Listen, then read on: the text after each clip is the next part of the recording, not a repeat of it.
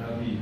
¿Cuál es la diferencia? Ustedes han visto más o menos cuando abren el huevo hay una alantoides, la parte transparente que se ponen en la cicatriz. Los pacientes han visto, ¿no ven el huevo? Es más o menos como esa imagen que se va acumulando, vamos a decir, recubriendo el pulmón. Y a medida que vaya pasando el tiempo, en la fase de organización tardía, esa placa de fibrina se va calcificando, se va depositando calcio y es como prácticamente como, vamos a decir, como la cáscara de huevo. Imagínense tener una recubierta o sea, en el pulmón que ya está en una fase de organización tardía, que ya está calcificado.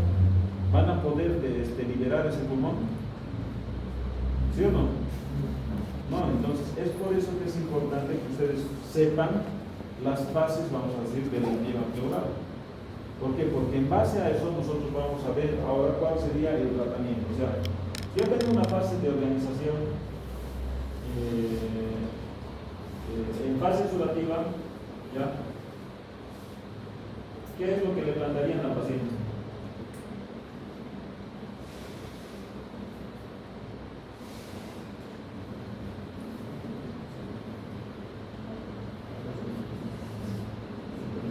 Bueno, esto es lo que les decía hace rato, ¿no? Lo que es la fisiopatología. Yo tengo prevención, inflamación, ya tengo la cascada de coagulación, la infección del desván pleural, el empiema, las loculaciones y la organización, lo que se llama pit pleural. ¿Qué haríamos con este paciente, chicos?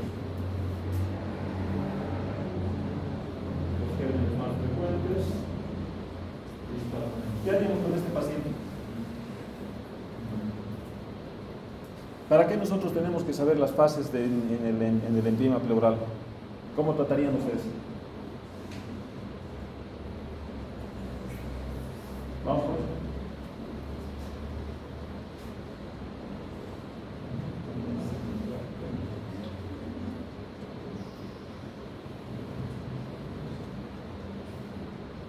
Y estas son, vamos a decir, las fases que yo tendría que pensar en el paciente. Yo le he hecho la toracocentesis. A este paciente que yo tengo el desame pleural, le he hecho la toracocentesis. Este paciente viene con criterio de empiema, ¿no? Entonces, si yo tengo un empiema y tengo una fase de organización temprana, está menos de 72 horas, ¿eso es líquido? ¿Sí o no? Solamente es líquido con una infección, es con una bacteria. ¿Cuál sería el tratamiento de este paciente? Yo tendría que ir a hacerle una toracocentesis al paciente y aparte de sacarle líquido, tendría que sacarle, vamos a decir, la parte terapéutica, todo el líquido que yo puedo. ¿Entienden? Estamos mando, vamos a decir, al cultivo antibiograma, identifico el germen y a través del antibiograma le voy a dar un tratamiento endovenoso y al paciente lo voy a ir controlando. ¿Bueno? ¿Cuál sería la respuesta? Entonces, si yo le he dado, vamos a decir, una levofloxacina, identifico un estreptococo, vamos a decir, resistente a la levofloxacina, le cambio el antibiótico a un carbapenémico, una vancomicina, imagínense. ¿Voy a poder controlar la infección? Sí. Entonces, el paciente evoluciona favorablemente. ¿Voy a necesitar hacer algo más al paciente? ¿Sí o no? No, entonces, en la fase exudativa, prácticamente la toracocentesis, vamos a decir, es la fase de tratamiento. Por eso imagínense, para el cirujano, cuán importante es que ustedes identifiquen la patología en el desame pleural, en el empiema. ¿Por qué? Porque no es lo mismo al paciente solamente sacarle con una punción que llevarlo a un drenaje, a la colocación de un tubo de tórax. Si el paciente, vamos a decir, no le podía sacar toda la cantidad de líquido, ya, o el germen ya, vamos a decir, era multiresistente, entonces yo le tendría que poner al paciente un drenaje de tórax. O sea que sería, en la fase aguda, yo tendría que pensar que el tratamiento va a ser una toracocentesis o va a ser un drenaje de tórax. Si ustedes fueran el paciente, ¿qué prefieren? ¿Punción o tórax? ¿O tubo? O sea, todos quisiéramos que nuestra patología se resuelva como menos invasivo posible, ¿no? Bien, perfecto. Si yo ya tengo ese paciente que no me he dado cuenta que estaba en la sala de medicina interna más de una semana, ya estamos en 2 semanas de evolución del paciente, y esta es una fase fibrino-purulenta, ¿qué es lo que le ocasiona, qué es lo que tiene el paciente en la fase fibrino-purulenta? Ya tengo migración de fibroblastos y tengo placas de fibrina. Y aparte de eso, ya tengo ya la bacteria establecida dentro de su fase pleural, ¿no? Porque imagínense la En este caso ya el paciente ya no va a ser el líquido seroso, ya va a ser un seroso turbio, ¿no? Seroso turbio. ¿Cuál creen que va a ser el tratamiento de ese paciente? Ya está su físico-químico, está su cultivo en marcha. A ese paciente, ¿le podrían ofrecer la toracocentesis como tratamiento? Ya este paciente ya directamente tendría que ir a un drenaje de tórax. Se le tendría que colocar el tubo de tórax. Y con el tubo de tórax tengo que dejarlo al paciente, vamos a decir 5 o 7 días hasta que termine de evacuar el líquido y le esté dando la medicación de acuerdo al cultivo y al antibiograma que tenemos. ¿Estamos? Perfecto. Entonces, cuando yo tengo un paciente con un edema, por lo menos nosotros los cirujanos esperamos resolverlo al paciente llegando al drenaje. ¿Estamos? Pero si el paciente ya ha pasado más, o sea, ya está llegando al mes, o sea, para que ustedes tengan un desarme para neumónico de casi un mes de evolución, imagínense, o sea, la irresponsabilidad o la demora en el tratamiento del paciente. Y ese paciente, o sea, aparte del líquido, que ya es francamente turbulento, ya tiene, vamos a hacer una cobertura en el pulmón que no le está dejando expandirse. ¿Se entiende? ¿Estamos o no? Bien, perfecto. Entonces, ¿creen que ese paciente que no ya tiene un patrón restrictivo, con un drenaje de tórax lo van a poder resolver? No, perfecto. Entonces, ¿cuáles van a ser las opciones para el paciente? Probablemente aquí en Bolivia, vamos a tener que hacer una toracotomía, una cirugía, y voy a tener que ir a decorticar. O sea, es prácticamente es lo que ustedes tendrían que hacer es separar esa capa de alantoides de lo que sería la cáscara de huevo. Es finita la capa, tienen que sacar todo. ¿Me entienden? Yo tengo que hacer eso se llama la decorticación. Tengo que ir a desprender toda la placa de fibrina. Todo ese armazón que está alrededor del pulmón es lo que yo tengo que ir a decorticar. ¿Estamos? ¿Cuál es el riesgo de esta cirugía? Que este paciente, o sea, al decorticar yo puedo ir rompiendo, vamos a decir, el epitelio, vamos a decir, la pleura visceral, y el paciente va a terminar en un neumotórax. O sea, el riesgo de un neumotórax. O sea, sería toracotomía más decorticación. Menor de un mes. ¿Ya? Y si la otra opción, la otra variante de opción sería la mediotoracoscopía asistida, o sea, que quiere decir que tendría que hacer un procedimiento mini-invasivo, que es lo mismo. Yo tengo que ir a lavar, drenar el tórax, tratar de secar lo mismo, pero de manera, vamos a decir, externa, como si fuera una laparoscopía en el pasado. ¿Estamos? Bien, perfecto. Entonces, ¿a alguno de ustedes les gustaría hacer una VATS? ¿Una toracotomía? Bueno, pero para el paciente, de repente, la toracotomía es una de las cirugías más dolorosas que existen. Entonces, este paciente ya estaríamos hablando de que es una fase de organización temprana también. Perfecto. ¿Y qué hacemos con los pacientes que ya están en una fase de en realidad esto es una temprana, ¿no? Entonces estamos hablando de que hasta el mes podríamos darle el tratamiento como una base. ¿Qué pasa con esos pacientes que ahora ya no vienen, ¿no? Pero antes, o sea, vamos a decir, cuando no había los centros hospitalarios, no había acceso a la población al hospital, y los pacientes llegaban, vamos a decir, a la fase crónica, y ya el pulmón se había calcificado. Entonces, ese espacio pleural, ¿cómo quedaba? O sea, el pulmón ya estaba calcificado, ¿ya? Y tenían el proceso infeccioso. Yo le dreno, vamos a decir, le coloco el tubo y sale pus. ¿Creen que en algún momento va a dejar de salir pus? No, va a seguir saliendo pus. ¿Lo van a dejar al paciente eternamente con su tubo? No, entonces, ¿qué hay? ¿Y en qué consiste la toracoplastía? ¿Alguien sabe qué era una toracoplastía? Este es un tratamiento que hoy en día se hace, pero muy raro. Esto sería de presentación clínica. La toracoplastía significa es desecar, vamos a decir, hacer un cuadrado en el tórax.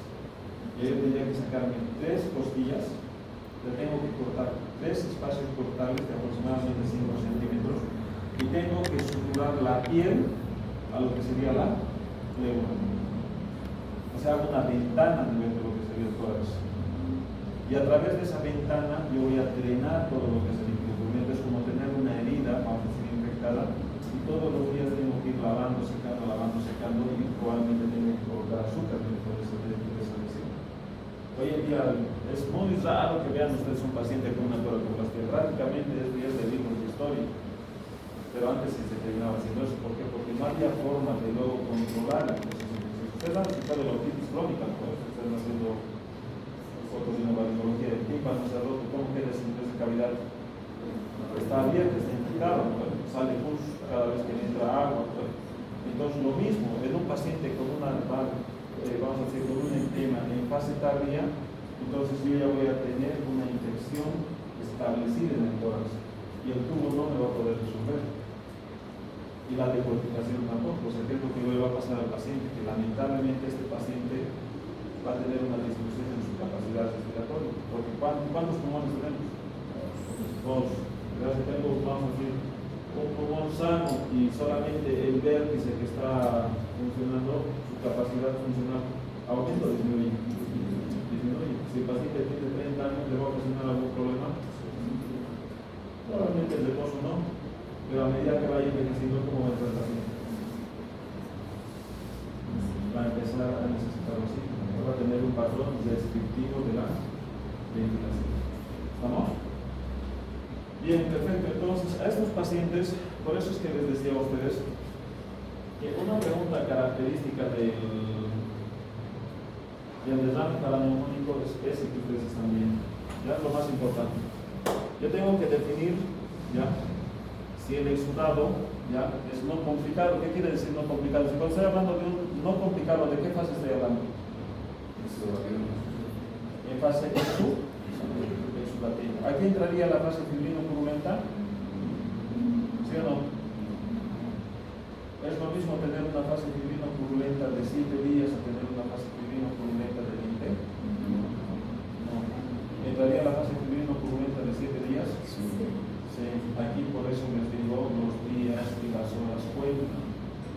O sea que ustedes cuando tengan un derrame pleural paraneumónico en su hospital o en sus pacientes, no tienen que demorar en el diagnóstico. ¿Por qué? Porque las horas están contando. Aquí solamente con una toracocentesis o un tubo de tórax al paciente lo voy a poder tratar clínicamente.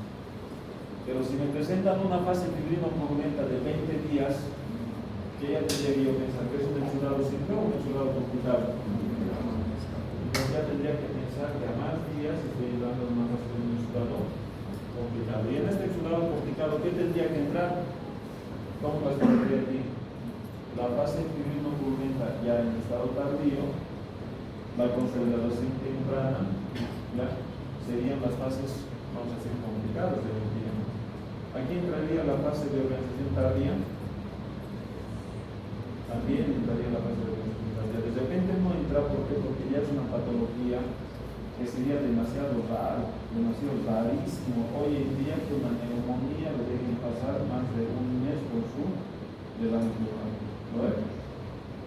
Cualquiera se puede hacer una radiografía, ¿sí o no? En cualquier parte, de cualquier esquina ahora hay la posibilidad de que haya un consultorio y de que hagan una radiografía, ¿no? O sea, por eso les digo que la fase de organización, vamos a decir, el bien complicado ya es, vamos a decir, menos frecuente. Aquí son solamente antibióticos, toracocentesis y drenaje del tubo. Aquí ya estaríamos hablando de antibiótico y de entrada ya estamos hablando de toracocentesis o no. ¿Ustedes le plantearían una toracocentesis? No. Entonces lo más básico que para el paciente va a ser una tubo pleural y veo la evolución. Si evoluciona favorablemente, perfecto, ahí queda. Si no evoluciona favorablemente, tendría que pensar que el siguiente paso va a ser una toracotomía más de complicación o va a ser una base. Y la toracoplastía ya prácticamente es un recuerdo de esa historia, ¿no? ¿Alguno de ustedes ha visto colocar el tubo de tórax? ¿Han visto colocar un tubo de tórax o no? Pues, es un procedimiento que dura más o menos 20 minutos que cualquier médico lo puede realizar. Y este es el procedimiento básico para el manejo del tórax, porque, a ver, imagínense patologías, neumotórax, ¿me colocan tubo o no? ¿Colocan tubo o neumotórax o no? Ya, para. Yo os voy a enumerar, o sea, si ustedes, o sea, miren, o sea, esto es lo básico de cirugía de tórax. Un hemotórax termina en colocación de tubo. ¿Bueno? ¿Sí o no? ¿Qué es esto? Es un hemotórax. Para sacar la cantidad de sangre, tienen que colocar en el tubo. Un hemotórax termina en tubo o no? ¿Sí o no? No. Un hemotórax. ¿Ya? O sea, el hemotórax, o sea, la base del tratamiento del hemotórax es colocación del tubo. Ya tenemos hemotórax, neumotórax, y el quirotórax le van a colocar tubo. Le van a tener que colocar tubo. El empiema le van a colocar tubo. Sí. No, sí, tiene temprano para prosentación, pero le van a tener colocando tubo sobre el empiema. El dental pleural maligno le van a colocar tubo.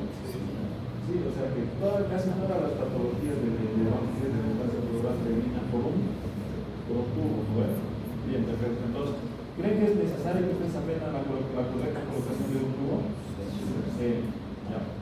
Entonces, ¿cómo más o menos empieza el procedimiento? ¿Dónde colocamos el tubo de tórax? Primero, nuevamente, medidas, vamos a decir, precolocación del tubo. ¿Es un procedimiento quirúrgico, sí o no? Sí, entonces, como es un procedimiento quirúrgico, ¿qué le voy a pedir al paciente? Le voy a pedir que esté sin dieta, NPO por lo menos ¿cuánto tiempo? Para líquidos 2 horas, para sólidos aproximadamente entre 6 a 8 horas. 6 a 8 horas.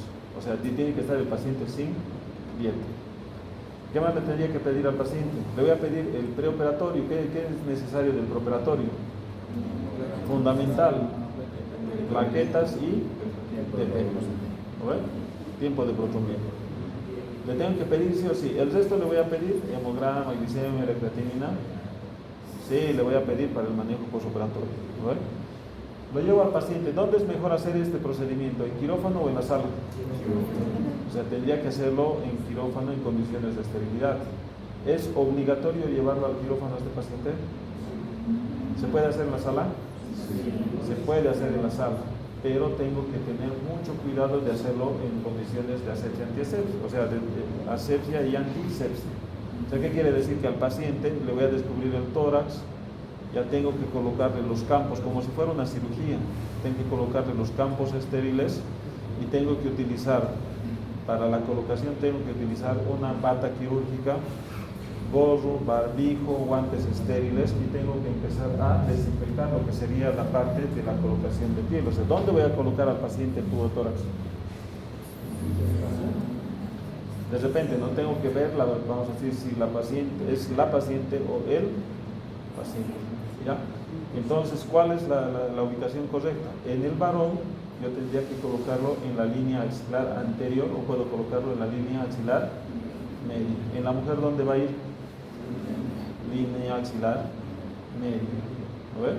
Porque la glándula mamaria con la cola de Spence puede, vamos a decir, complicar la colocación del tubo. Primero es la ubicación correcta, o sea, yo tengo que ver si va a ser en la línea axilar anterior o va a ser en la línea axilar media. Lo segundo que tengo que ver es, vamos a decir, el espacio intercostal. ¿En qué espacio intercostal va a ir? En el quinto espacio intercostal. ¿Ya? ¿Cómo identifican los espacios intercostales?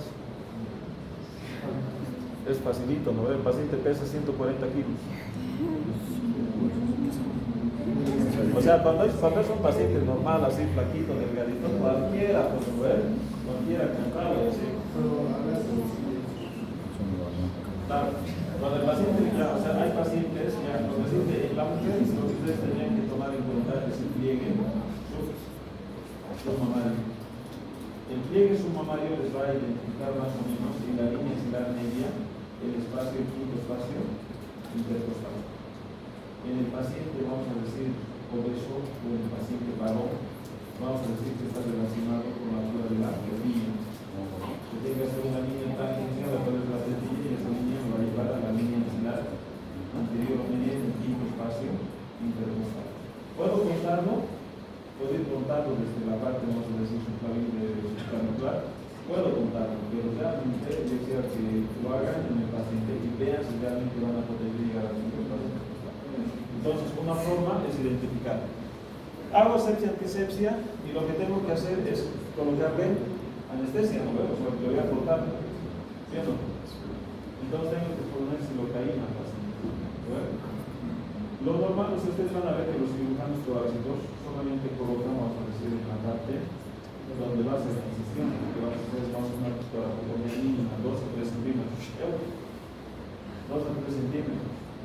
Pero lo correcto es que ustedes en la parte de anestesia tienen que ir hacia la parte, vamos a decir, del arco posterior e infiltren las raíces intercostales superior e inferior al espacio intercostal. O sea, la correcta colocación de la anestesia es infiltrar ¿dónde?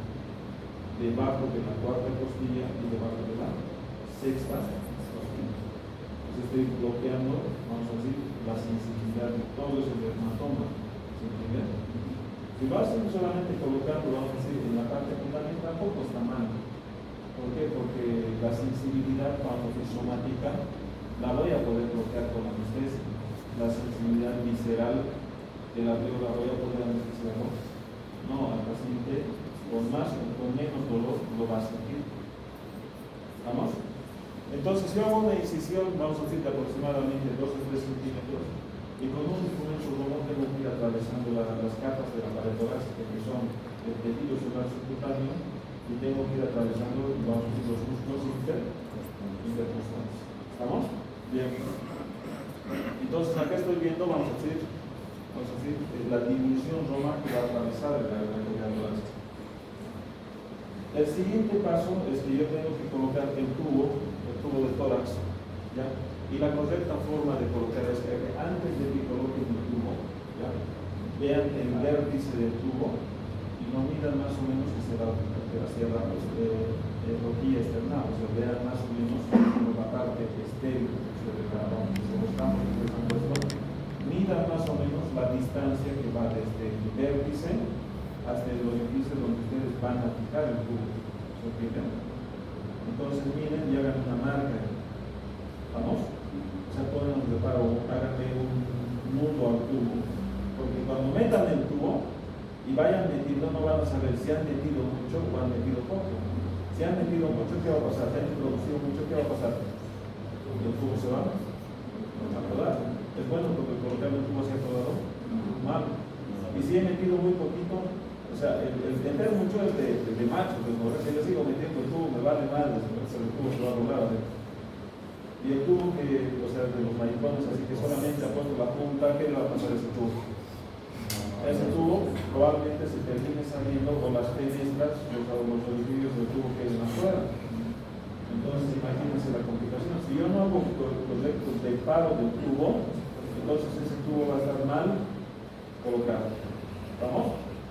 Bien, hago el reparo y una vez que yo he atravesado con el dedo índice, voy a atravesar, o sea, es muy notorio, cuando el paciente sienta dolor, es que yo estoy rompiendo la pleura. Le dicen al paciente, se decide, meta hondo, o sea, meta aire, rompes la pleura y te quedas ahí con el dedo. Y con la mano más hábil tienes que agarrar el tubo y con una pinza de arroz tienes que introducir, te tiras el dedo, inmediatamente tienes que colocar el tubo. No hay tiempo, no hay posibilidad de que ustedes retrasen esa colocación. Atraviesan y cuál ha de ser la maniobra. Llevan el tubo hacia atrás, o sea, dirigen el tubo, el material hacia atrás, apuntan hacia atrás y después recién lo van a dirigir hacia así. Abren el material y después van introduciendo solamente el tubo hasta donde hayan dejado la marca. Sacan el material y después tienen que fijar la marca. ¿Vamos? ¿Les gustaría colocar un tubo de tórax o no? Podríamos pedir uno de estos días la posibilidad de que en el aula del anfiteatro podamos hacer una parte práctica para colocar el tubo. ¿Por qué? Porque en teoría, si no lo hacen, no se aprende. Pero ya cuando ustedes coloquen, porque sé que algunos van a hacer cirugía y otros, o sea, en algún momento de su vida van a tener que colocar un tubo de tórax. ¿Estamos? Bien, a ver, vamos a pedir y vamos a ver esa posibilidad. ¿Ya? Bien, perfecto. Entonces, eso es lo que les decía a ustedes. ¿Ya? ¿Ven este pulmón? ¿Cómo es este pulmón? ¿Normal? Es el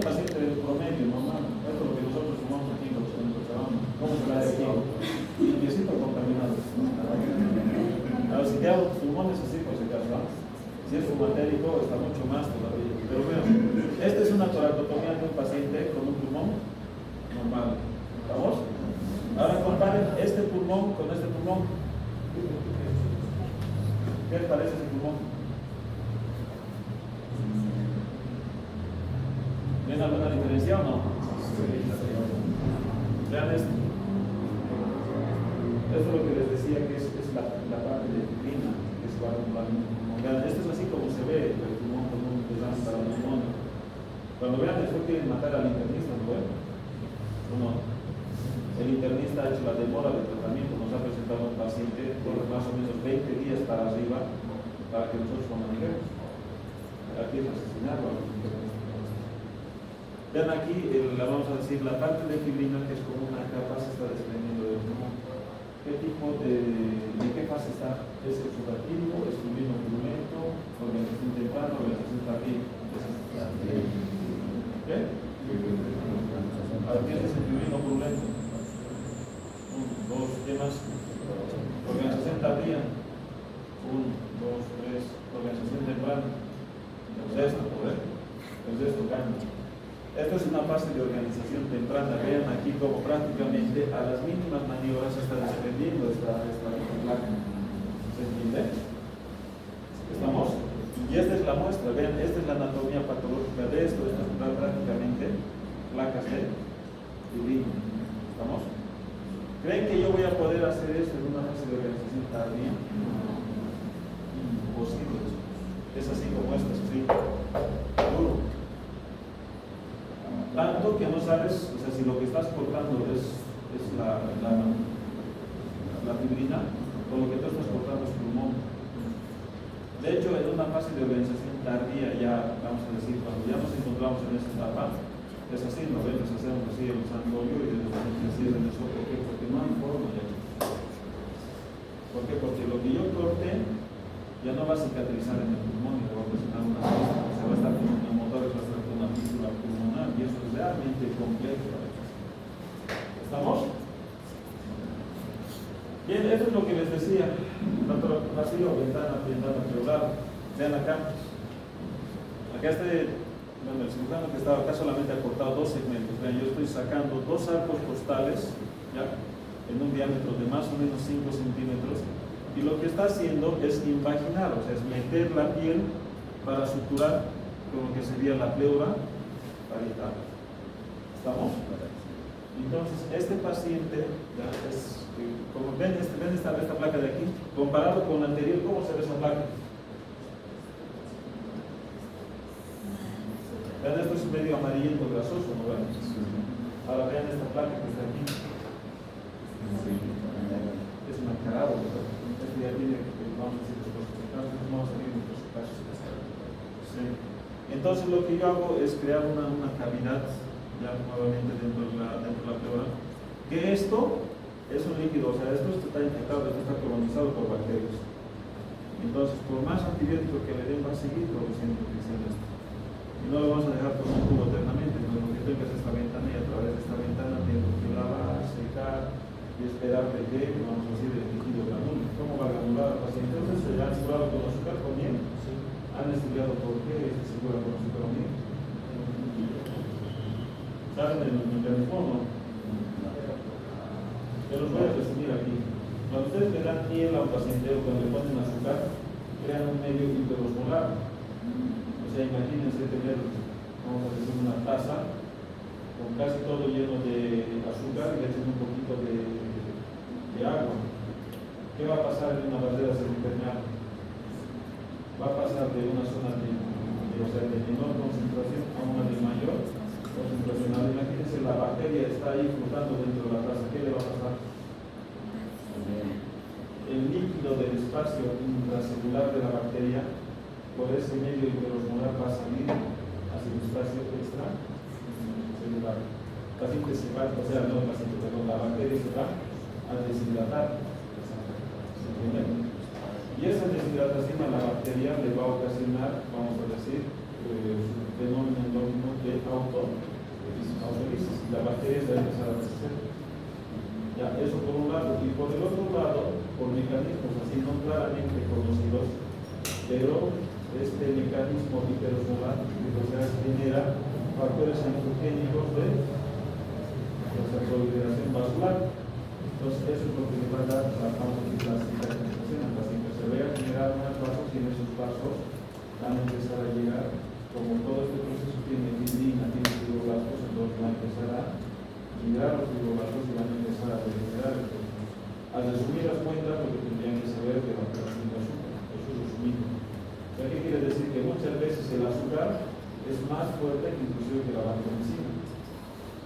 a los pacientes que ya han estado con tratamiento con vancomicina, veneno, y no se puede curar, a los pacientes metan de azúcar a ver y van a ver cómo va a mejorar su efectividad. ¿Vamos? Ya creo que son las 10 horas.